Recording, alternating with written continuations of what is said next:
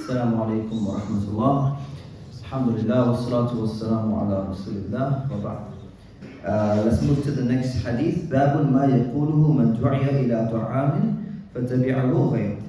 The chapter on what should you say if you're invited for a meal and somebody else follows you along for that meal. عن أبي مسعود البدري رضي الله عنه قال. So Abu Mas'ud, he says, دعا رجل النبي صلى الله عليه وسلم لطعام. One day, somebody called the Messenger of Allah for a meal.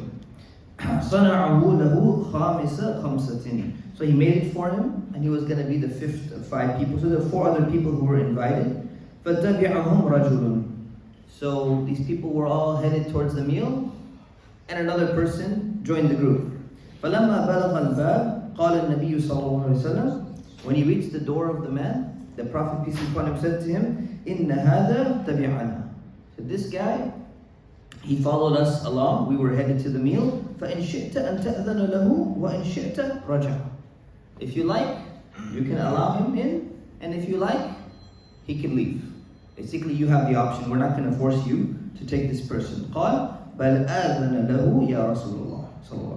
آذن يا رسول الله. No, I allow him, O Messenger of Allah. Muttafaqun alayh. This hadith is in Bukhari and Muslim. So we learn a number of things here. First of all, sometimes if you have a group of people and you're invited somewhere, someone may say, hey, I know that person and I know all of you and I'm part of this group.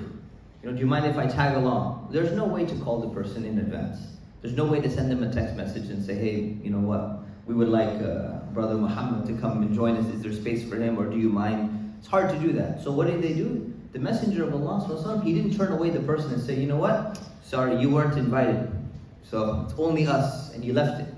So he did not turn somebody away. He did not say that the behavior of trying to be part of that group is somehow inappropriate behavior. But the scholars, they comment on this hadith, and they say, but there's some nuance. That is based on the assumption that this person is a normal part of this group. It's not some random stranger coming along and say, oh, you're going for food? Oh, I'd like to join you. And you don't even know the host. You don't know the other person. You're not part of this group normally. Then it would be inappropriate to do so.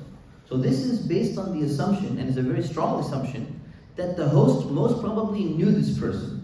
And the other group, or at least, if not the host knew them, at least this group of people, they knew the person. It's not some random person said, oh, you guys are going out for dinner? I'd like to invite myself too. I'm going to see you there. You don't do that. You gotta be careful. You gotta be tactful. So the Messenger of Allah, number 1, he didn't refuse the guy, even though he wasn't technically invited. Number 2, make sure you're part of that group. Number 3, when he arrived, he didn't pressure the man and say, come on, this is our friend. It's okay. You have a little bit extra food. You'll get so much reward. He didn't pressure him at all.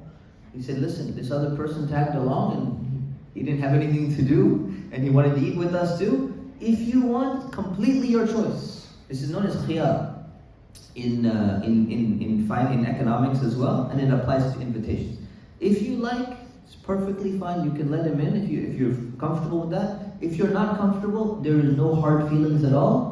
We'll ask the person to leave, and the Prophet ﷺ, he probably warned him already in advance and said, listen, the guy's going to get the choice. He may let you in, he may not let you in. And the person's like, yeah, I don't mind. If I have to leave, no problem. What shouldn't happen is the uncomfortable situation of, the sad face. Can I please come in? And start guilt tripping the person, and then they feel resentment, and they didn't prepare, and they don't even know the person. Avoid uncomfortable situations. This was the tact and the style and the character of the Messenger of Allah sallallahu alaihi wasallam. May Allah subhanahu wa ta'ala learn this beautiful behavior in our own lives. Ameen. Wa sallallahu ala sayyidina Muhammad wa ala alihi wa sahbihi wa sallam. Assalamu alaikum.